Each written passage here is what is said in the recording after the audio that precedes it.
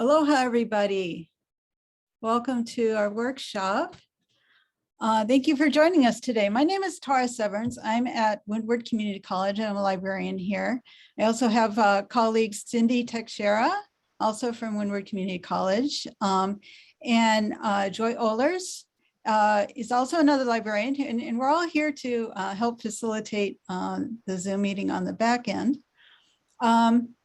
We're honored to have Emily States presenting our workshop today. This is entitled Uncovering Hawaii's Native Florals Through Stories and Journaling. As you might have heard, this will be recorded, and the recording will be made available on the Big Read Hawaii website in the near future. So for years, Hawaii has been portrayed across the world as having a land filled with coconut-clad hula dancers, bright yellow pineapples, and trendy monstera leaves. In this workshop, we will learn from Emily about native Hawaiian flora and fauna through the stories of how these plants have enriched the lives of people who lived in Hawaii long ago and how they continue to enrich our lives today. Emily is a mom, a wife, an artist, and entrepreneur, all in that order. She started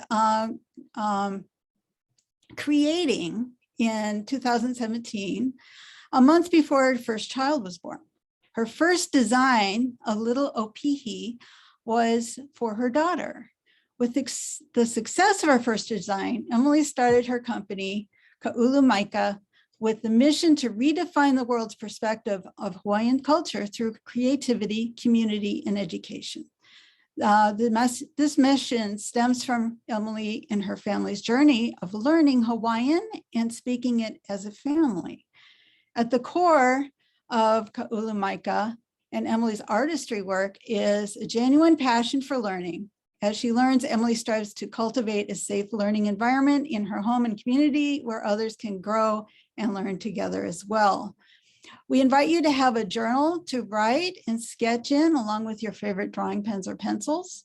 And we encourage you to use the chat to engage throughout this session and submit any questions that you might have. And I think we're going to, maybe hold most of the questions to a question and answer session near the end. So mahalo for joining us today. And without further ado, let me now welcome Emily.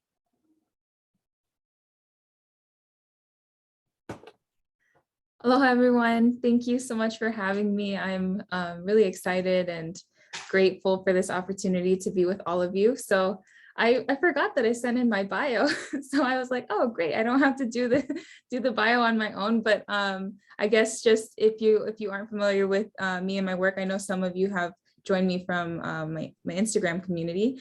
I love native plants. I wouldn't consider myself an expert, just like someone who really wants to learn a lot about them. And kind of what started the journey of learning about Hawaiian plants for me. Well, first of all, I'm born and raised in Hawaii. I'm from Kailua, and I went to Kamehameha. I'm part Native Hawaiian. And it really surprised me growing up how little I knew about Hawaiian plants, Hawaiian culture, Hawaiian language. I didn't speak Hawaiian growing up. I didn't really participate in many cultural practices, but as an adult, I had a chance to travel the world a little bit. I wouldn't say the world, but travel a little bit, and seeing other cultures gave me a deeper respect for my own. And so when I decided to have kids and raise a family, we decided, since we wanted to be in Hawaii, and me and my husband are both Hawaiian, that we wanted to learn more about our culture. And so for me, I'm very hands-on. I like to create things. So for me, learning has been through art. My husband, he loves language. So for him, learning has been through language. And then just kind of as a family, we've tried to find different ways to learn. And so, yeah, so if you have any questions about kind of my story and what I do, well, what I do, I run a business. I design fabric and other sorts of things using native plants.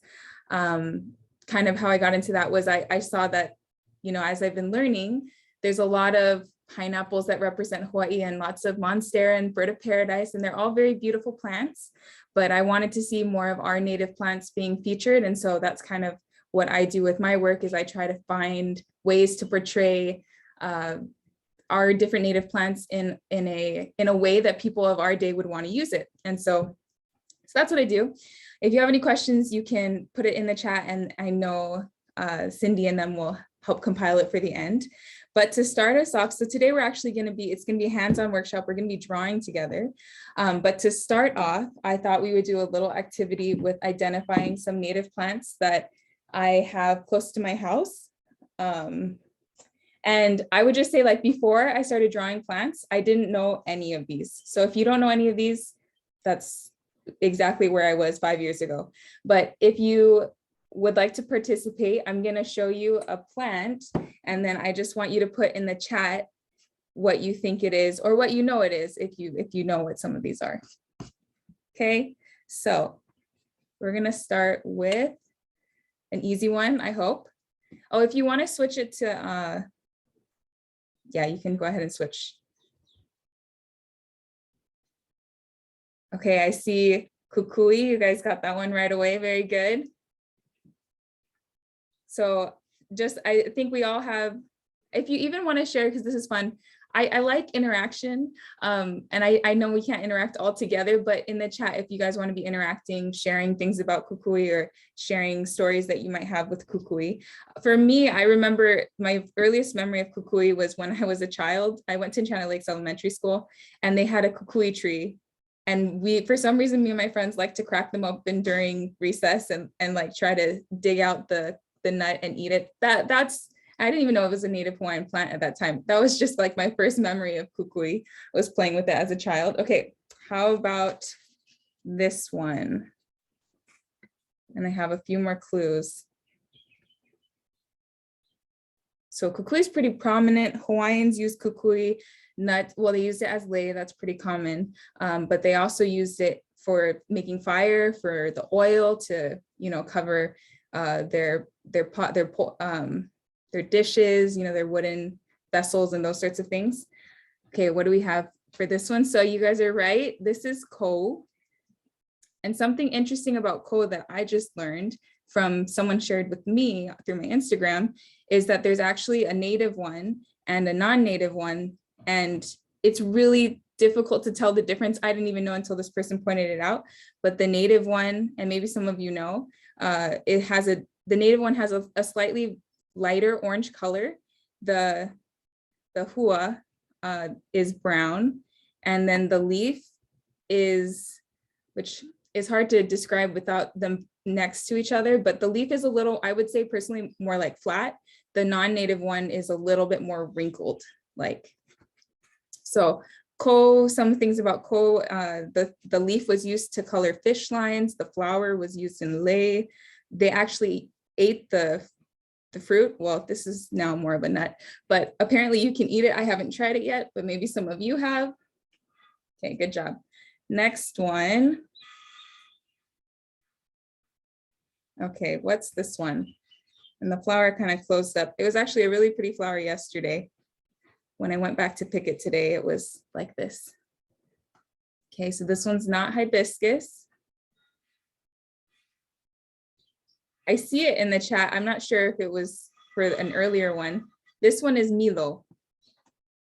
So kind of similar to how the flower changes colors. It doesn't necessarily open up as flat as hibiscus, but throughout the day, or yesterday, it was like a really pretty yellow, and today I went back to pick it and it's already closed and it's a sunset sort of color. Okay, you guys ready for the next one? Anyone know this one? Pohinahina, very good, Kate. Kate got it first. So this one right here is pohinahina. It has a very, if you ever get a chance to smell this, it has a really lovely smell.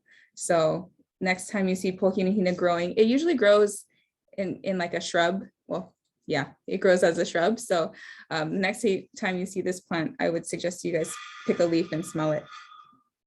Okay, here's another easy one. I've only got a few more, okay? Oh, I see we even have some scientific names in there. Naupaka, very good. So there are, one source that I've learned about is there's one type of naupaka Kahakai, which is the beach naupaka. And there are 5 or 6 different versions of the naupaka kuahiwi, so the mountain naupaka. And some of you may be familiar with the story, the legend of the 2 lovers that were separated. And so the flower signifies each of the lovers and how they create a whole flower put together. So really beautiful story. And the reason why I remember that there's 6 is because someone made a joke that one of the 2 lovers had a lot of other lovers. There were 6 of them, and then the one just had the one. So that's how I remember that part. These stories help us to learn these things. Okay, how about this one?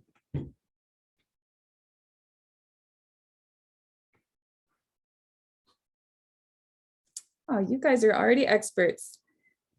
Very good, Ellie. This is ma'o, which is the Hawaiian cotton. And how about this one? Can you guys see that one? It kind of closed throughout the day, but I'll give you a hint. Oh, Patricia, you guys are so good at these. Ili'e'e, very good. So this one's really cool because it's these pod parts are sticky. So I don't know if ancient Hawaiians would necessarily do this, but someone was sharing that it was known as like the earring flower because you can take it and stick it to your ears or your clothes. My kids like to stick it to their clothes and it becomes an adornment. So that's something fun about the ili'e'e. Which brings us to our last 2. Okay, anyone know what this one is?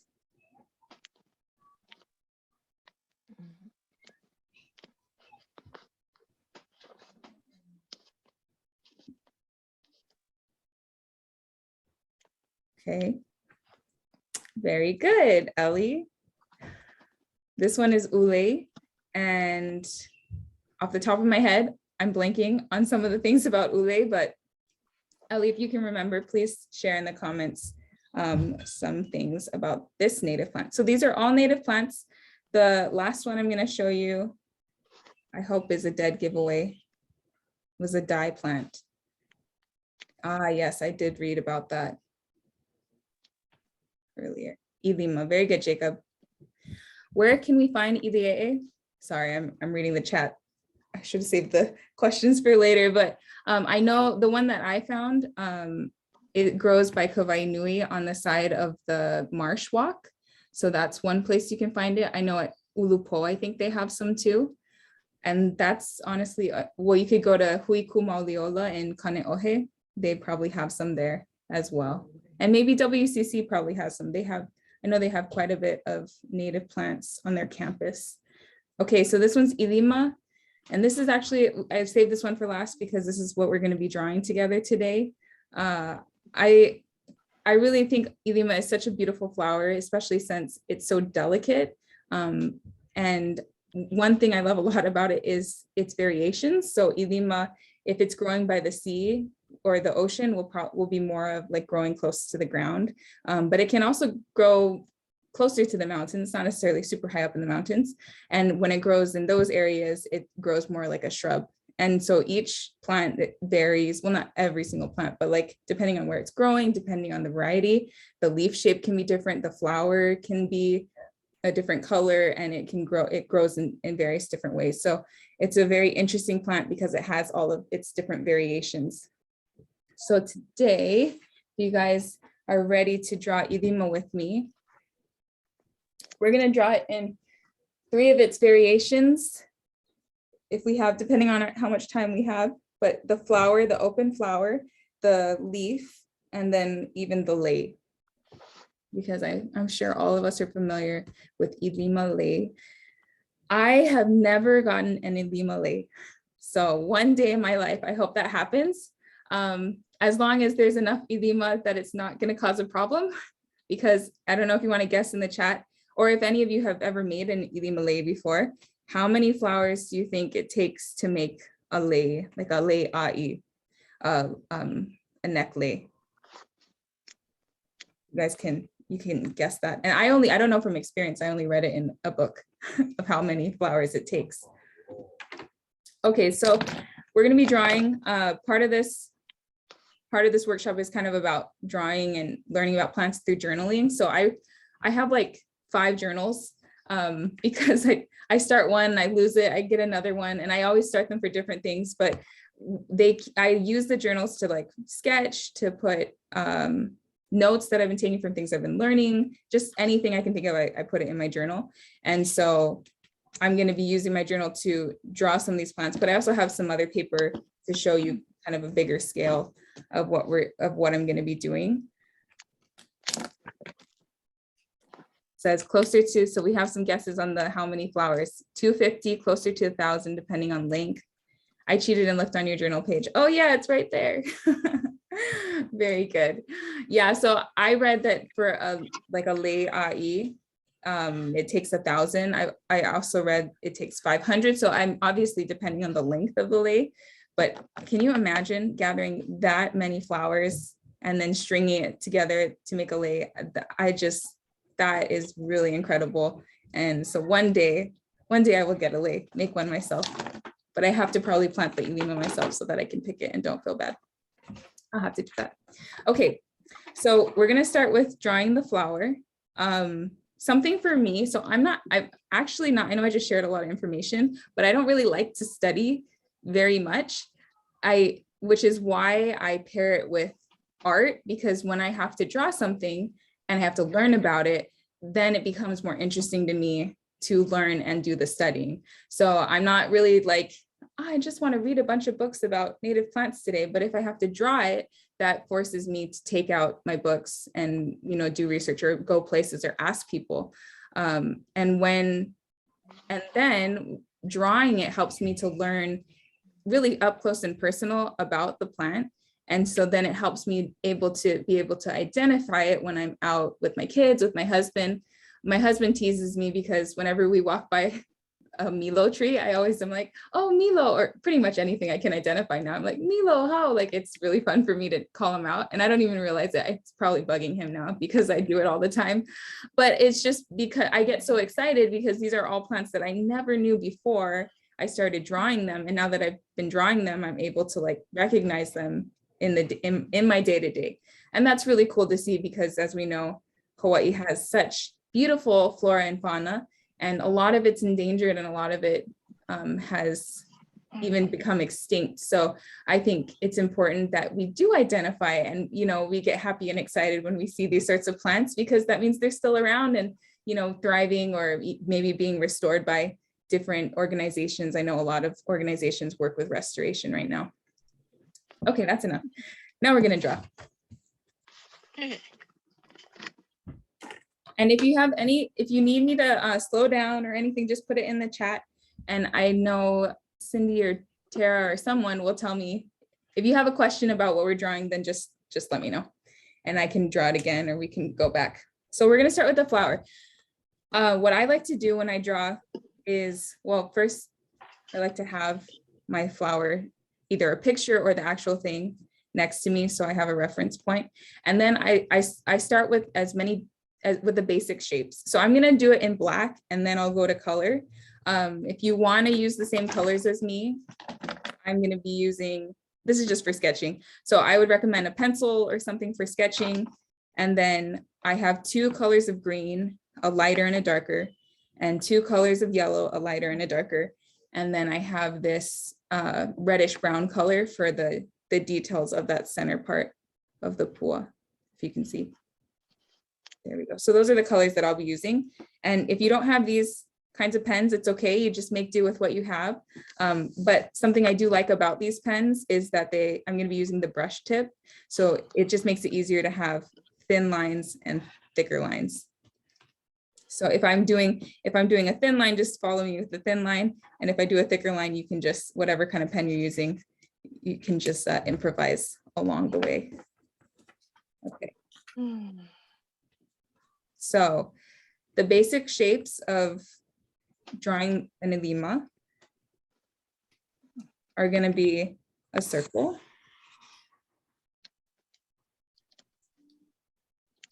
and then another circle inside.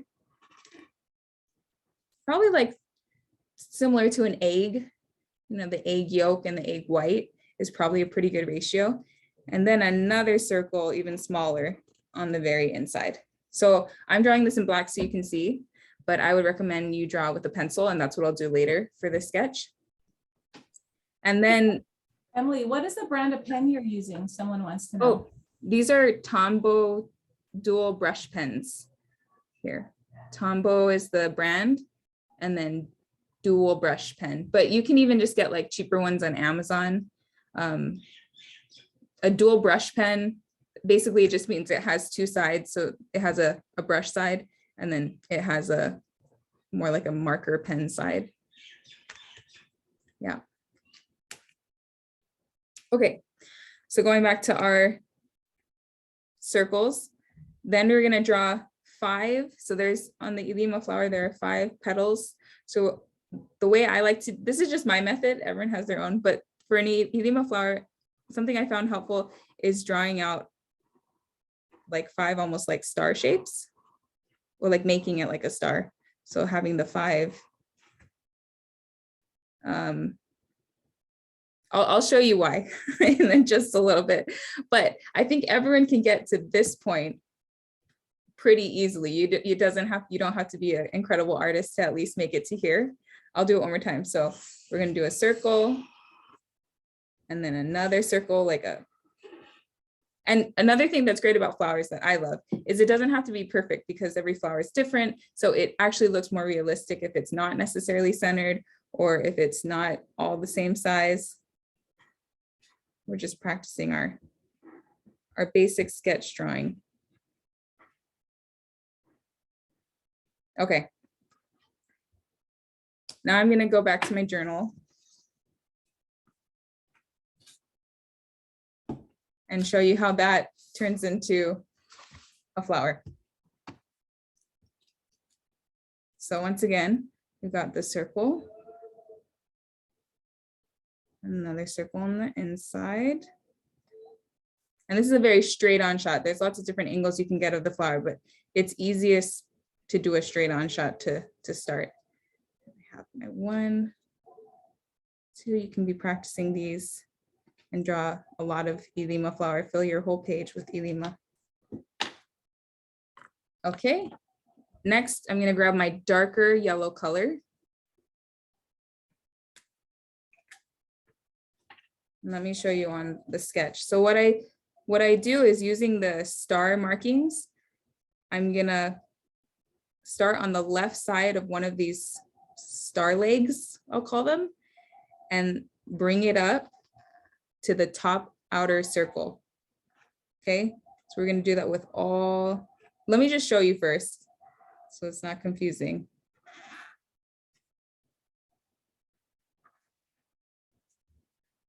We're gonna be making a pinwheel, and then these are gonna become the petals. Okay, so that's the general direction we're going. So I'm going to show you the Ilima flower again. And something you'll notice is that the flower petals are not, it's a little hard to see. They're not like perfectly straight across like this. There's kind of like a larger portion and then it dips down. It's more like an M than just a straight across line. So that's why when I follow out the one line and I bring it all the way to the edge of my circle, and then I bring it down about halfway and I dip down and make it that second bump for the M. Okay. So back to my sketch. I'm just gonna draw these pinwheel. I like to turn my book. I have a hard time keeping it stationary.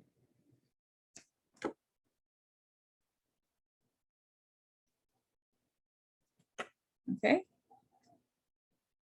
And so from this point, I'm going to create that M shape. So I'm going to bring my petal down a little bit and then across to touch the petal before. So down, bump, across, down, bump, down, bump.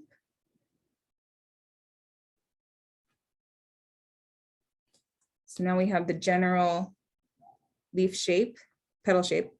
And then so earlier, right, we were following the left side of each of those star legs.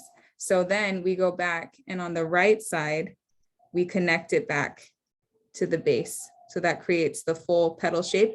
And I think the reason why this is important is to kind of create that, what's the word? Illusion of an overlapping petal, because the petals are overlapping each other on the flower. So doing it this way, it's leaving space so that each petal looks like it's overlapping the other petal. So I'm just kind of following my other star leg.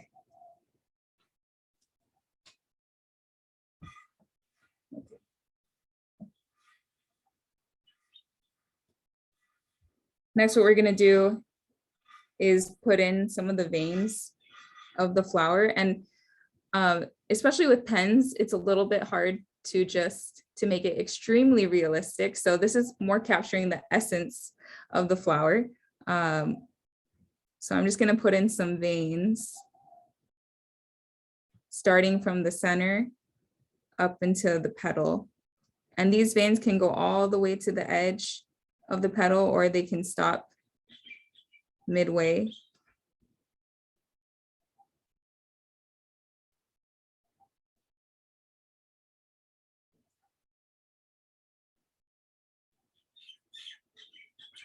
You can even have smaller veins coming off from some of the veins that you draw.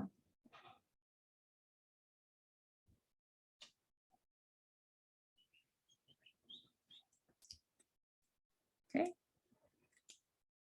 And you can be switching in between, like later on, if we want to darken up some areas, then I can come back in with this color. So it's better to use less than more, because you can always draw more lines later. Last thing I forgot before I put this color on the side is right in the center. I'm going to draw all of those, the stamen and the, blanking right now. What's on the stamens that the honeybees grab? I can't think of that word right now. Okay. So I'm just going to draw a bunch of little circles to signify that inside of the flower.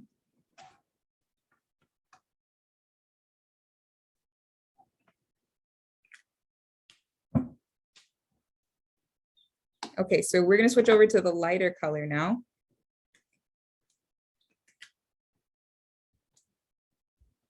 See if I can bring this down.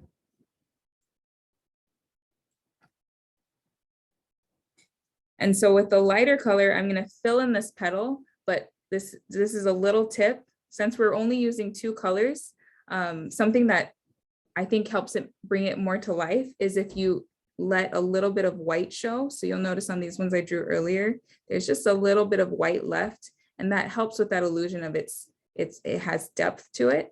So you can either just color in the whole petal, the lighter color yellow, or what I'm going to do is I'm going to start from the inside and color in a little bit, and then I'm going to start from the outside and brush down the opposite direction.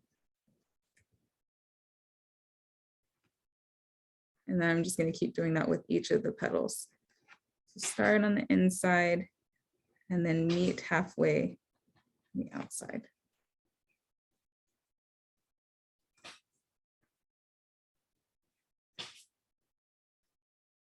If you're using acrylics or watercolor, a different kind of medium, you could use more variations of the colors. But for today, we can just use the blank paper in the background and then our pens.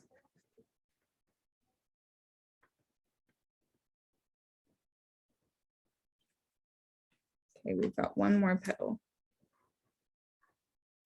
Middle to outside, and then outside to inside.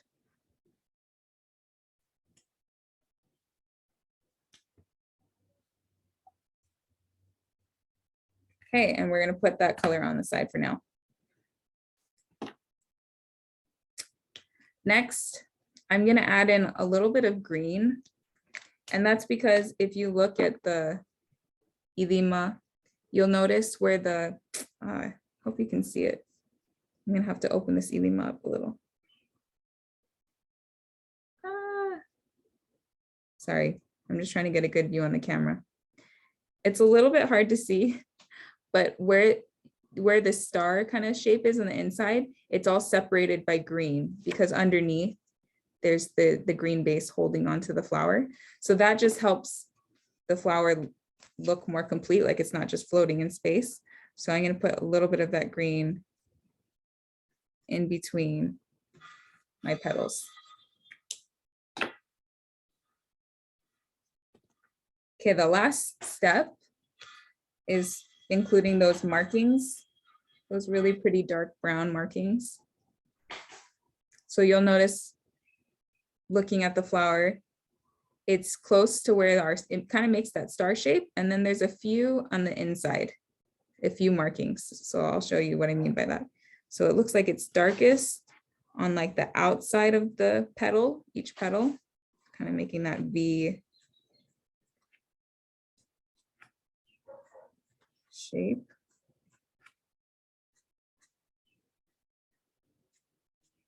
And then there's a few markings in between. I would like put 2 or 3.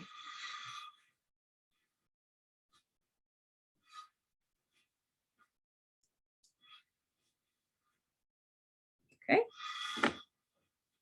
And at this point, if you really wanted to, you could get back out your darker yellow color or, you know, maybe another kind of yellow or orange, and you can add in maybe a little, if you want to darken up certain elements or certain parts of it to give it even more depth. It just brings it a little bit more to life.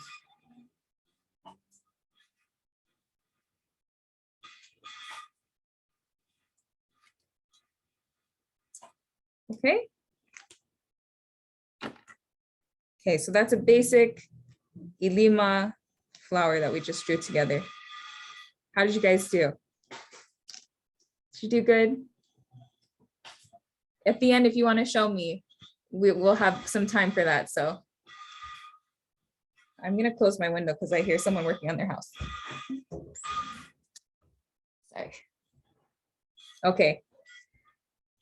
Now, what's fun is once you start to understand like the basics of the flower, then you can change the direction of it. You can rotate it a little bit. You can draw it in all different sorts of ways that just make it more interesting. So when like I said before, I'm a surface pattern designer. So I like to take images and I turn it into patterns like fabric or like my journal has a surface pattern on it. So basically, once you kind of have the general idea, then you don't need the reference anymore and you can just kind of draw it from memory and create your own sorts of designs and patterns and that sort of thing. So next we're going to do the leaf. We still have time for that. So we're going to do the leaf next. Now with this leaf, like I said, Ilima has different kinds of leaves, but the one that I found, which is actually my favorite kind because it's kind of like heart shape, oval shape. And I don't know if you can tell on my camera, but it's velvety. I really like this Ilima leaf. So we're going to be drawing this one. And this one's pretty simple. It's just, I start with the middle rib. Oops. And then I'm going to draw like a half moon on both sides. I'm running out of space on my page right here. And it's a cross between like a half circle and a heart. It's not quite the full heart. It's like a flatter heart shape. That makes sense. It's kind of like what I said before, when I look at plants or things to draw, I try to break it down into basic shapes. So that's going to be the basic shape of this leaf. And then looking at the veins, something I've noticed, every vein, every sort of leaf has a very different vein type. So if you look again at our kukui, they start at the main veins start right here at the stem, and then they work their way out. So there's usually 3, and then there's some veins going out. A little more similar, kind of Kalo does the same thing, but the Pico is a little bit lower, and it even has some veins coming up. And let's look at some other leaves. So we have the Pohinahina leaf. That one doesn't have as prominent veins on the top. So these ones right here obviously have a very distinct shape. So the veins are important because I think that really helps to identify what plant you're drawing. So if we look again at the Ilima, it has a main vein down the middle, and then it has veins coming off from that.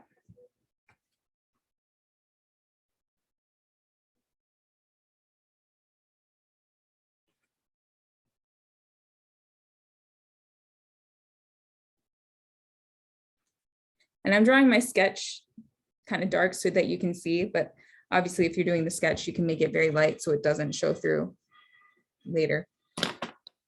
Okay, so once we have the basic leaf shape, we're going to start with our darker green first, like the flower. Make sure I have my darker one.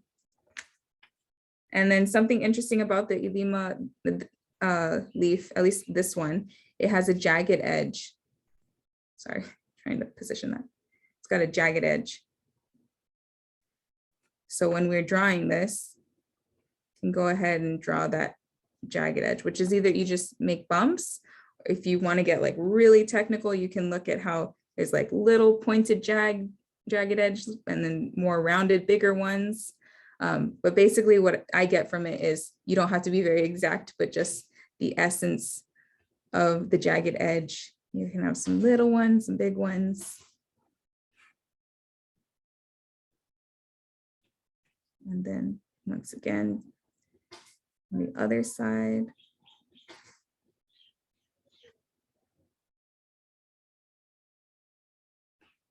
Okay. And then I'm going to draw the middle rib and just kind of follow my sketch.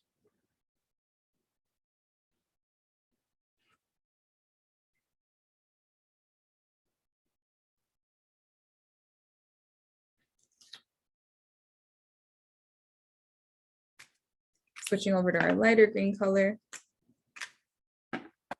Similar to this one, if you leave in some of your paper showing, it's going to help give it a little bit more depth. So I'm going to work out from the stem, the middle stem to the outside, like I did with the other one. And then I'm going to work back the other direction.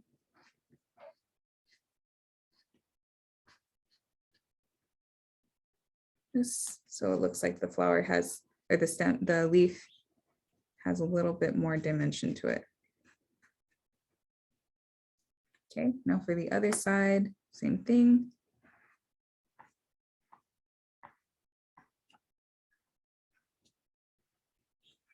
And we're going to work back.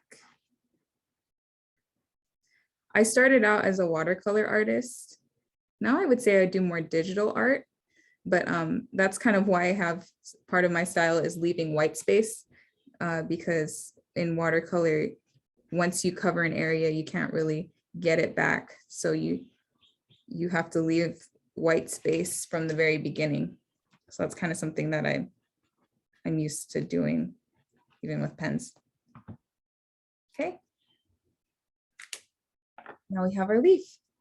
Okay, so we've done a flower, leaf. Now the last thing I was going to demonstrate is one way you can draw the lei. How are we doing, guys? You drawing along with me? Any questions? You can put them in the chat. I'm just going to assume that this is a breeze for you guys. You're doing super good and your pictures look amazing. Okay. So for the lei, something that's fun about drawing the lei is it's actually really simple. It's just a really simple shape, but once you get the shape, you can draw an actual lei, or you can just like you can do a bunch of them next to each other. I always think in patterns. So I'm like, I could fill a whole page with just this one lei, or it could loop around on each other, on itself, and, you know, kind of create like a swirling pattern. So if you want to do a sketch first, then where should I draw this? Okay, we'll do it like this. I like to outline kind of the width of the lei. Obviously, these are not similar in scale. Otherwise, the lei would be like this big. And then all you're going to try to do is keep your lines in between the two lines that you just drew to create your Ilima lei. Also, look, we're making that lei that I always wanted to make. It's not a real one, but maybe this is the closest I'll get to making my 1,000 flower Ilima lei.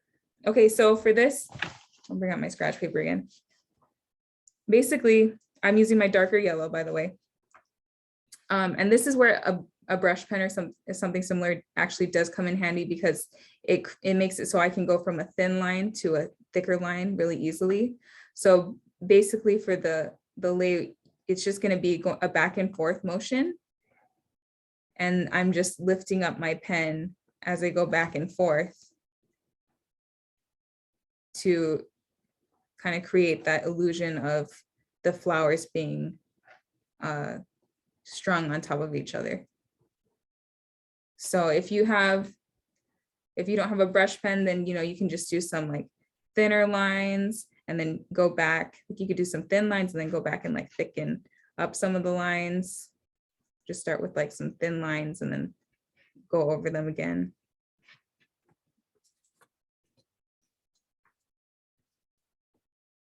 Okay, we're ready for our lei. Now, when it comes to dimension, before you lay it down, because once you draw with pen, you can't erase it. I would go thicker on the outsides and thinner on the insides. And that'll just help to kind of create like that white space, which will help it look like it has a rounded shape. So just a little note when we're drawing our actual lei. So I'm going to push down, I'm going to go thicker on the outside, thinner on the inside, and I'm going to come back and I just go back and forth.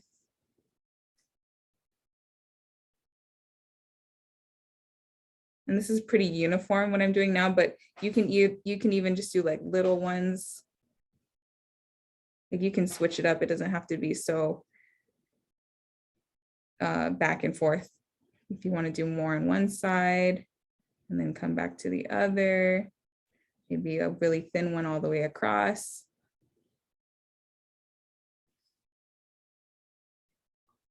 Also, I think it looks more realistic, or at least more interesting, if you don't hit, right now I'm so focused that it's hitting both of my reference lines, but I kind of like it better when they're outside of the lines a little bit, so it looks a little more organic and natural.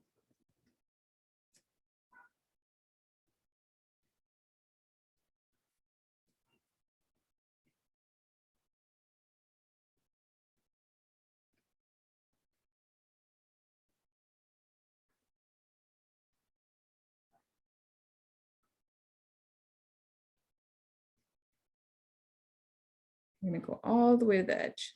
So fun. And I didn't finish this side, so I'm gonna come back.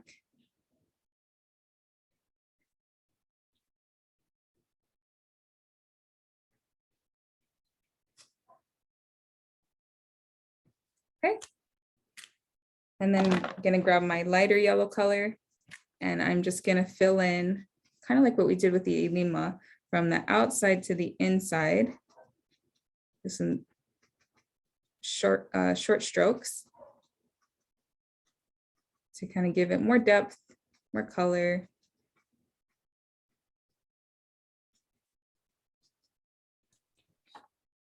Emily, let me break in and just give you a time check. It's 3:45. So if you Perfect. wanted to leave a little room at the end. Yeah. And I don't have very many questions here for you. I think it's because everyone's drawing. I hope that's why. I think so. Okay.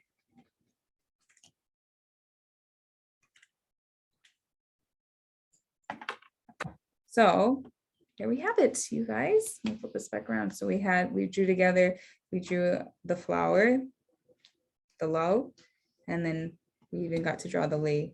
So these are 3 different ways to draw Ilima.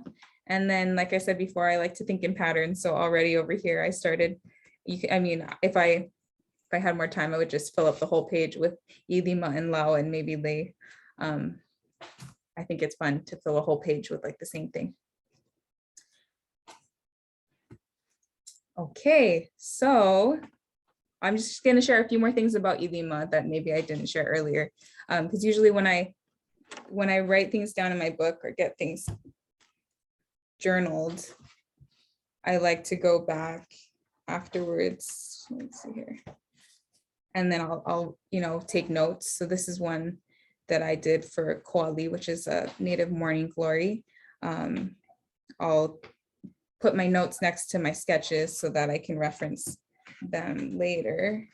Here's one I did of ulu. So I'll go ahead and sketch out my ulu, draw something, and then I'll write like where I'm finding this information about ulu and all the different things. So for Ilima, we already talked about some of these things, but some other notes that I learned about with Ilima, it was obviously very prized in lei making. And I thought it was interesting. I read that it was said to attract the mischievous spirits that lead to fun and adventure for the person wearing the lei. It was also reserved for royalty. I don't know how exactly long ago that was a rule, but I did read that Ilima lei were reserved for royalty at one time. And I also learned that in La'au Lapa'au, so Native Hawaiian medicinal practices, it was used as a mild laxative for babies, which was made by squeezing out the juice of flowers, and that was called kanaka maikai. So, and then I don't know if this is necessarily an ola lono'eau, but I did find ola noi kapua o ka Ilima. So healing in the Ilima flower. And I think that's because of how it was used as a mild laxative for babies. I've never tried it. I don't know if any of you have tried that as a mild laxative for your baby. If you have, please let me know. Now we have about 10 minutes left. So if you would like to, I wanted to have some time to answer any questions you guys might have. I also wanted to share some of my favorite native plant books that I like to learn from. If you want to switch it back to me right now, my screen, you know, it's been me the whole time. And I think if anyone has a question, they can put it in the comments or maybe even ask it themselves if that's another option. Put this to the side. And then Emily, we do have a few questions, and I also dropped links to the books because I was peeping your page there, your books and resources on the bottom. I was using my spy eyes to look through. Oh there. yeah, very good. So if anyone's interested in the books, like the Native Hawaiian plants that you're sharing right now, I did drop links into the chat as well. So just scroll up a little, and then we have a few questions for you as well. Okay, cool. I'll go over the books real quick since you already put them in the comments. I love this book. This one's really great. I actually got it from my husband when he took a class in native plants at WCC.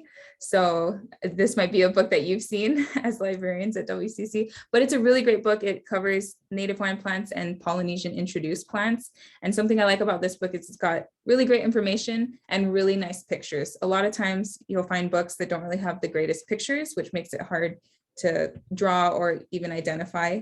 But this book is really, really great. Unfortunately, it doesn't have like every single plant, but very great book. I wish they'd make a bunch more of these. Another book that I have really enjoyed, and I just happened upon it in a bookstore in Kailua. I grabbed it off the shelf, I opened it up, and then I decided to buy it. And I'm really glad I did because it's called Plants in Hawaiian Culture. And this book is not so much great for like its pictures, but it really goes into depth about a lot of native plants and how they were used. And in the back, it has a really great index where you can search for any plant and it'll tell you every single like page that it's on. This covers like games, it covers lei making, it covers really, it's very comprehensive. Well, I don't know comprehensive, but for me, I've never seen so much information in one place about the different plants. So this is a really great book as well.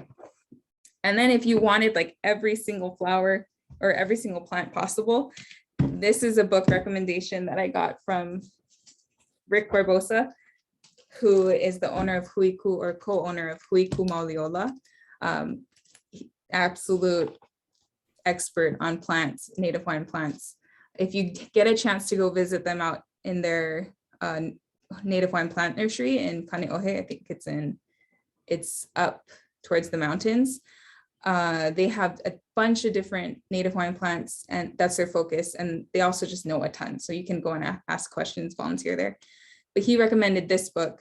So this actually, these are like two really thick books, the Manual of Flowering Plants of Hawaiʻi. So volume 1, volume 2, and it's got, this one's more like technical. So it'll talk a lot more about how to identify the different plants, where they're found, the scientific names, obviously, and all the different variations, but it does have some really cool sketches for a lot of these plants that you can see what they look like as well. So what's cool about this one is it might not be in color or picture, but if there's like a plant that's really hard to find, it'll probably be in this book. Okay, now we'll do some questions. I was going to ask, does anybody want to share their drawings? That's I know that Sarah did one. You want to show us yours? We can put the spotlight on your drawing, or you can just hold it up to the screen. Anybody want to share theirs? Come on, don't be ashamed. Oh, Sarah's got one right there. Joy, can you pin Sarah Hamakawa? Sarah. You make it look so easy, Emily. And we see your drawings. Oh, Sarah, one more time. We see your drawings and you think, there's no way I can do that. Look how beautiful. Sarah, that looks so great. What kinds of, you want to, oh, and look, we have matching books. Sarah, And you're so somebody in wonderful. the I'm so chat glad was you asking, yeah, someone in the chat was asking if we could see your journal cover. And they asked, did you draw it? I did. So this is one of the surface pattern designs that I made. It's got ohia lehua. It's got Ilima, what we drew today, guys. This one's kaunoa with leiki, and this one's maile with mokihana. And then we've got hina hina and uki uki. So these are all native plants. And yeah, that on your website. I did that one with watercolor. Is that available for purchase on your website? It's not. I'm sorry. I'm all sold out. But if you go to UH Manoa and you're part of their graduate program or something, they recently bought the rest of my books. So if you want one, then go ask them. I think they're giving them to students. Yeah, Yeah. it's a great way to get people back in school. Yes. Someone is asking, when you showed the ulu, what was the ulu drawn with? Was it your Tombow pens? No, the ulu that I drew was with watercolor. So I think I saw a comment asking about the books. Something I like about this book is it doesn't bleed through. So you can use pens, which I was using, and then you can also do watercolor. Let me see if I can find that again. What kind of paper is in your sketchbook? So since we can't get your journal, where would we get that kind of paper? You can, well, I mean, you can just use, let's see, if you're going to do watercolor, you can get watercolor paper on like Amazon. And that's what I would probably recommend for specifically watercolor. You can also use mixed media paper for if you want to do watercolor or acrylic, like a thicker paper. If you're just sketching, you can use printer paper, any kind of paper really. If you want a journal that can do all of those things, then I would look for a journal that you can look on Amazon, or there's specific brands that like bullet journal brands or sketchbook brands that have thicker paper. So probably it would have to be like 180 GSM or 180 would be great, but like 160, 180 would be thick enough paper that it probably wouldn't bleed through. And Sarah says, I love Archer and Olive journal books as well. And that's another brand that has really good specific for pens and all sorts of stuff. So yeah, that's a great one.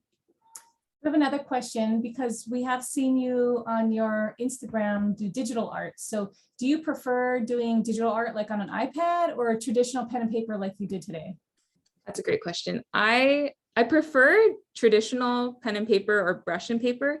It's just so much more tactile and fun, like to, you know, feel like it's just, you can't get the same feel on digital.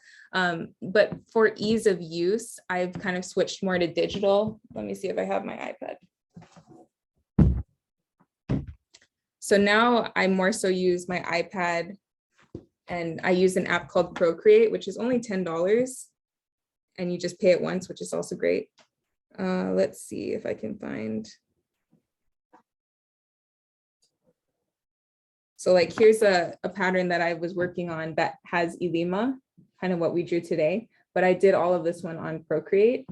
And I think the biggest reason why is I have little kids. So I don't have a lot of time, one, and they get into everything too. So using my iPad is just so much easier because I can just whip it out if I have 10 minutes, draw something, put it away real quick. But if I have to pull out my arts and my paints and stuff, that creates like a whole situation of wreaking havoc in my home. So I prefer traditional medium because it's more fun, but because of convenience, I use digital a lot more now. We do have another question. They said, I previously read that each island in Hawaii has a flower, including Ilima for Oahu. My question is that a traditional designation or is it more of a recent association? That's a good question. My understanding, I wouldn't say recent, but it's not a traditional designation. And one of the reasons, I think there was a specific year that came to be. But one reason why I firmly believe it's not a traditional Hawaiian designation is because I know one of them is Lokelani, which is a pink rose, and Lokelani is not a native Hawaiian flower. So that immediately tells me there's no way the Hawaiians could have come up with that themselves with a flower that wasn't in Hawaii yet. So that's a great question too. Anyone else have any questions? People are recommending your Instagram and going back because you do save some of your sessions, you know, that you've done, your lives. So if anybody is interested in drawing more or getting some more tips from Emily, definitely follow her. I'll drop your website and IG into the chat one more time right now. Is there anybody else who is brave and wants to share their drawing? Noi will share? Okay, let's see. Let's see if we can pin you. Okay, here we go. Noi. I have a recommendation though. Don't use highlighters. Wow. Wait, let me turn off my background because that will mess it all up, right? And then Hannah, are you willing to share as well? No, thank you so much for sharing. You know, How come not using highlighters? Oh. Hey, you can't see it. This is driving me crazy. Hold on. Okay, there. Now you can see my messy room too. Oh, very nice. Now the highlighters are just not forgiving. I need the brush pens. Yep. Yeah, I think the lei turned out really nice though, even with the highlighters. Not bad. You got that one down. we're gonna add Hannah here. Oh, wow. Oh, I love it. Wow, Hannah, what kind of pens did you Pro. I actually used colored pencils. I like to use the Primacolor ones. Very nice. Oh, you're like a professional artist. She's a professional. Oh, yeah. Anybody else sharing, want to Hannah. share? This is fun. I like seeing how you did. Come on, don't be ashamed. Who else? Sandra, do you have something? Shy. Anybody else? That was so great. Yeah, if you, oh, Sandra, are you gonna say something? Let's see. I was gonna say my drawing, I'm gonna work on it, but I wanted to share my book that my daughter gave me. Oh, that's another. So if everyone, I don't know who knows, but that's another one of my journals, a different design. Thank you for sharing. I'm Emily, glad is you that I love it. design Thank you. available? Is that design available, or do we just all have to? No, I'm do it sorry. with Sandra.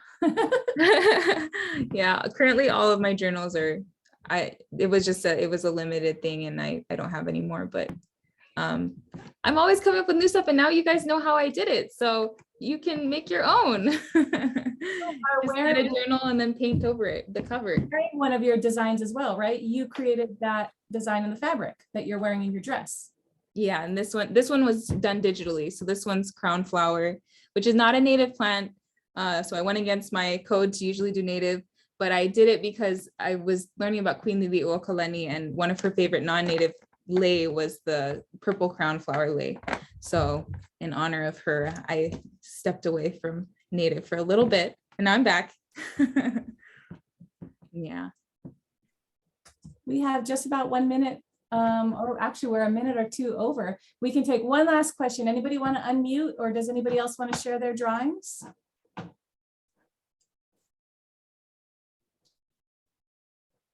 Some people are saying in the chat, thank you so much. Well, I just want to, if anyone, you can interrupt me if you have a question, but I just want to say thank you to everyone for joining. And it was really nice to see some of your drawings and meet some of you. If you do want to find me, email me or reach out to me on Instagram with any questions that you have. I would be happy to answer them. I think, especially as like I didn't grow up doing art. Oh, no, I did grow up doing art, but I didn't grow up thinking I was going to be an artist. So if you join this because you like art and you want a future in art, please reach out to me. I'd love to encourage you on your artistic journey. Thank you again so much, Emily. Thank you for sharing your art and your talent, and you made it so easy. I love it. I feel so inspired. And I love the plant matter as the matter for the art. So I also want to give a big shout out to the National Endowment for the Arts for making the Big Read events possible. Please register for our next event with Jane Culp on April 6th. She'll be presenting on genetic genealogy. So the link can be found in the chat or on the Big Read Hawaii website.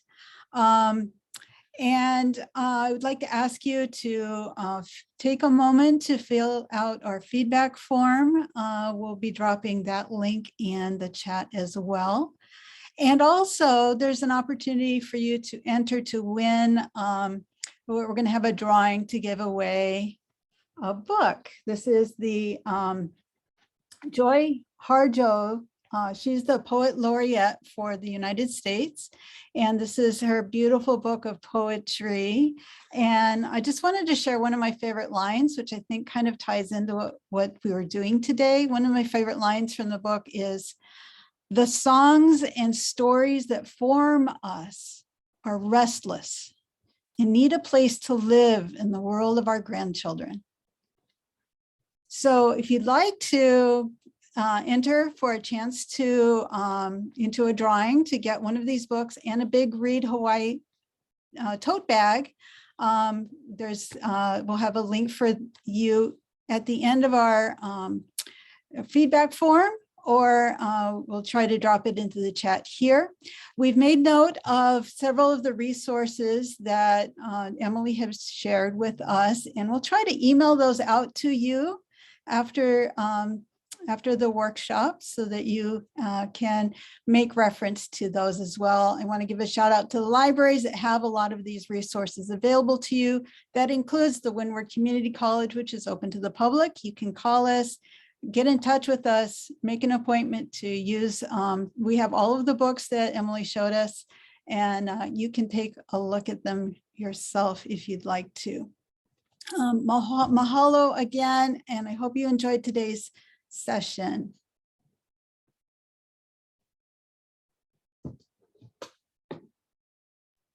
Thank you so much for having me. Thank you again. Aloha, everybody. Aloha, I'm going to end the session. Mahalo, Emily. Thank you so much. Okay, take care.